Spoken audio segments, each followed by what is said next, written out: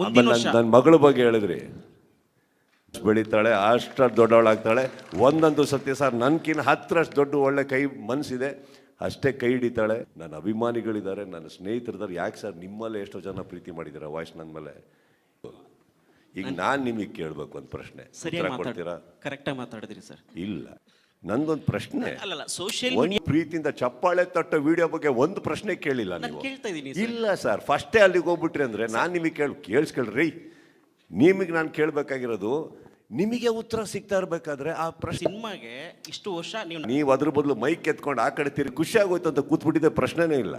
ನೀವು ಯಾವುದೋ ಕಿತ್ತೋಗಿರೋ ಒಂದು ದೋಸೆ, ಅದು ಚಟ್ನಿ, ನಾಳೆ ನಾಡಿದಲ್ಲಿ ಸತ್ತೋಗೋರವರು, ಅವ್ರ ಬಗ್ಗೆ ನಾವು ಮಾತಾಡ್ಬಾರ್ದು. ಬಾಳಿ ಬದುಕ್ತಾ ಇರೋ ಒಳ್ಳೊಳ್ಳೆ ಕನ್ನಡಿಗರ ಬಗ್ಗೆ ನನ್ನ ಮಗಳ ಬಗ್ಗೆ ಹೇಳಿದ್ರಿ, ಬೆಳೀತಾಳೆ, ಅಷ್ಟಷ್ಟು ದೊಡ್ಡವಳಾಗ್ತಾಳೆ. ಒಂದಂತೂ ಸತ್ಯ ಸರ್, ನನ್ಕಿನ್ನ 10ರಷ್ಟು ದೊಡ್ಡ ಒಳ್ಳೆ ಕೈ ಮನಸ್ಸಿದೆ, ಅಷ್ಟೇ ಕೈ ಹಿಡಿತಾಳೆ. ನನ್ನ ಅಭಿಮಾನಿಗಳಿದ್ದಾರೆ, ನನ್ನ ಸ್ನೇಹಿತರಿದ್ದಾರೆ. ಯಾಕೆ ಸರ್ ನಿಮ್ಮಲ್ಲೇ ಎಷ್ಟೋ ಜನ ಪ್ರೀತಿ ಮಾಡಿದ್ದೀರಾ ವಾಯ್ಸ್ ನನ್ನ ಮೇಲೆ? ಈಗ ನಾನು ನಿಮಗೆ ಕೇಳಬೇಕು ಒಂದು ಪ್ರಶ್ನೆ, ಉತ್ತರ ಕೊಡ್ತೀರಾ?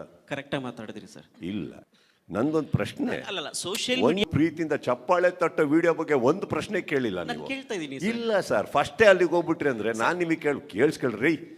ನಿಮಗೆ ನಾನು ಕೇಳಬೇಕಾಗಿರೋದು, ನಿಮಗೆ ಉತ್ತರ ಸಿಗ್ತಾ ಇರಬೇಕಾದ್ರೆ ಆ ಪ್ರಶ್ನೆ. ಸಿನಿಮಾಗೆ ಇಷ್ಟು ವರ್ಷ ನೀವು ಅದ್ರ ಬದಲು ಮೈಕ್ ಎತ್ಕೊಂಡು ಆ ಕಡೆ ತಿರುಗಿ ಖುಷಿ ಆಗೋಯ್ತು ಅಂತ ಕೂತ್ಬಿಟ್ಟಿದ್ದೆ, ಪ್ರಶ್ನೆನೇ ಇಲ್ಲ.